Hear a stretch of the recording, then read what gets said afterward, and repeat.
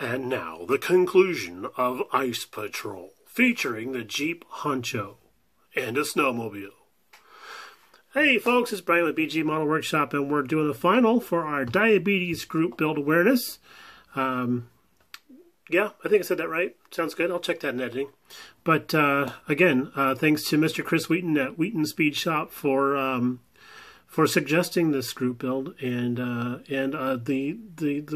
wouldn't even say it was a rule, but sort of like the guideline for it was doing something that had to be in a light blue coloring, because that's the ribbon color for diabetes awareness. So I kind of liked that little caveat that he had in there, and it wasn't a challenge for us at all. I'd been wanting to do this kit, and I wanted to do this kit in this color, so it was a perfect fit for us. So thanks again, Mr. Chris, for sponsoring this group build. It is appreciated and welcome.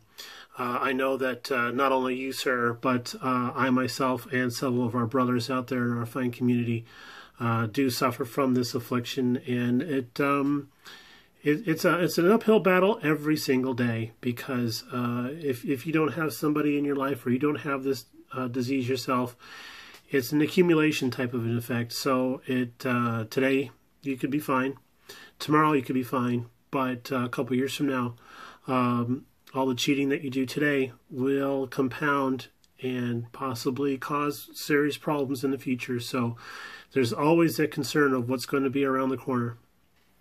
All right, guys, enough of the real life stuff. Let's look at some fake life stuff. Here we have the Revell Jeep Honcho from the Ice Patrol kit. I do, and have mentioned in the past, but I do recommend that this is something that you need to add to your stash. And as luck would have it, some of you guys out there have been reporting back that the Lobby of Hobbies does have these on their shelves still. So grab them fast. Use that coupon and add them to your stash. Ours is done in the TS58. It's Pearl Light Blue by Tamiya. One of my favorite ooh, that's nice and blurry. That says, there we go, Pearl Light Blue. You're not going to cooperate. Oh my God, my camera's got more ADD than I do. Hey, did I tell you this came with a snowmobile? All right, so no chrome on the kit. That was awesome. I love that. I cannot get over how fun that was, because I'm finding myself more and more stripping the chrome on kits rather than actually working with it. So all of our bright work is done with an aircraft aluminum by Tamiya as well. This is gloss black up here on the brush guard. These are decals supplied by the kit. And then our turn signals are done with a little bit of well, not turn signal amber. It's oh, I know, it's another Tamiya brand. Oh, golly, transparent orange. Yes, I cannot think of the word transparent for some reason. I wanted to say glowy, but transparent orange. We did not do the decals along the side of the truck. We didn't like how those looked. That's a whole thing. It's a whole thing. We're not going to go into that right now. But I mean, you could use them if you want to. I just didn't think it was going to look good on ours. So the kit does come with the little J10 decals that go on the raised lettering on the sides, and that looks pretty good. The mirrors attached directly to the body. There's actually holes in the body for the mirrors, so there's nice positive locations for that. And since we're up here in the front area, let's go ahead and take a peek under the hood. And we've done a couple of updates in the past and shown what's going on with the engine and specifically. But we'll just give you a shot of what it looks like down inside the engine bay. It's got a lot of cool detail molded into the engine bay fenders, but the engine itself is actually kind of lacking in detail. So we've added on things like distributor, oil filler, oil filter, a coil, and a alternator bracket. So the engine looks good, but it does gently ask for a little bit more detail. It's like Oliver Twist. It's like, excuse me, sir, might I have some more? And then you're like, more detail? But of course, you know, kind of thing. So let's see.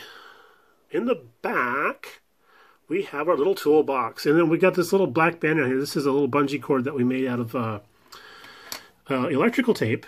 wrapped that around there. And we thought, oh, that looks pretty cool. And we put this little yellow handle in there, a little grab handle for tie-down support. And then after looking at that toolbox with the electrical tape wrapped around it, thinking, oh, that looks cool, I decided, wouldn't it be even neater if we actually went and did a shadow? Yeah, okay.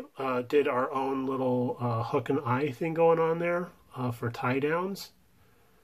So I tried that. This took me 5 hours. I swear on the graves of my ancestors, 5 hours to figure out and execute making little hook and eyes and little grabby dealies for the side of the truck bed here, so I could tie down my gas can. And after doing that, I thought that looks awesome. I'm never doing it again.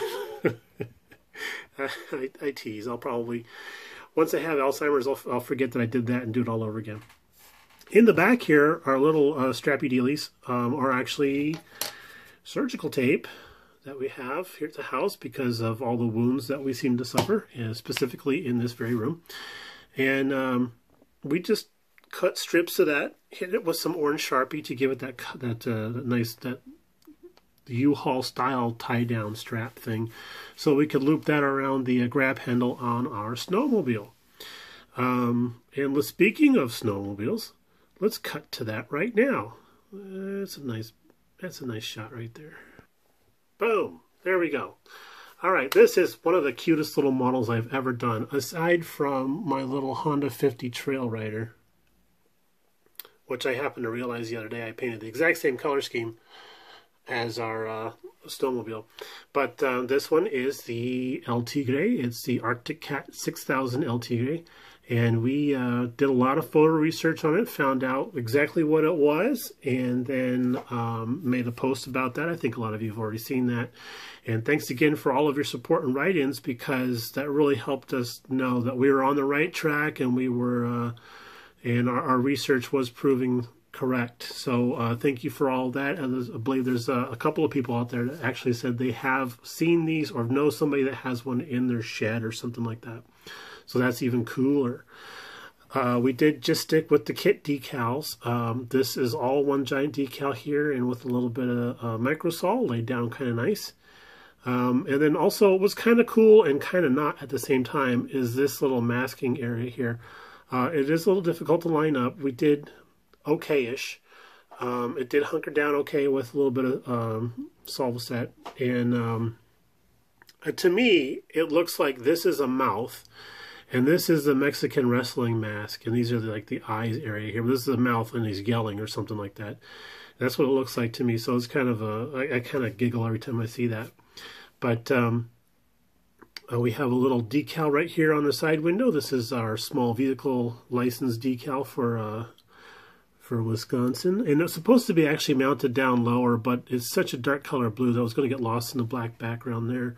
And oh, if you might be asking about what this is here, well, these are this is actually a battery that we had that was out of scale, so we sanded it down a little bit, added a little handle, and made it into a med kit. And in this mounted on, I'll show you the bottom here. This mounted on a step from a Jeep kit that we didn't use. I think it's the same kit that that they used as the Daisy Duke Jeep. But yeah, I had a couple of those in the parts box, so I put one on either side. And then this right here is actually the parachute off of a dragster. And we did it up in olive drab green to make it look like it's like a military type of thing. And we figured that it might be a couple of ponchos in there, or possibly a small little shelter or something like that. And then this little cylinder here, we just had a little cap on top of that and made that into a thermos so we could have some nice hot soup while we're out looking around for folks that might be lost in the tundras of Wisconsin. And then a high visibility flag dealy up there, and we just did a little bit of a coil of wire, glued that to the back there, and I keep bumping it, that's why it's not straight anymore. All right, so that's that little guy there, and let's put it all together. Okay, what do you think? How does that look? That looks pretty good. I like that camel yellow on the snowmobile compared to that ice blue that we got going on with the truck. And we have everything arranged in the back there, so everything fits nice and snug together.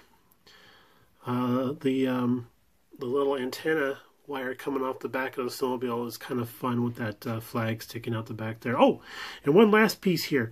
This amber light up here, we figured that when Joe Jeep is out in his official capacity as Ice Patrol looking for the people lost in the tundras of Wisconsin as they go off Christmas tree hunting, that he should have a little strobe or something like that, letting folks know that I am on the Ice Patrol and I'm on duty right now. So, you know, this is the Ice Patrol, son. You need to step it up.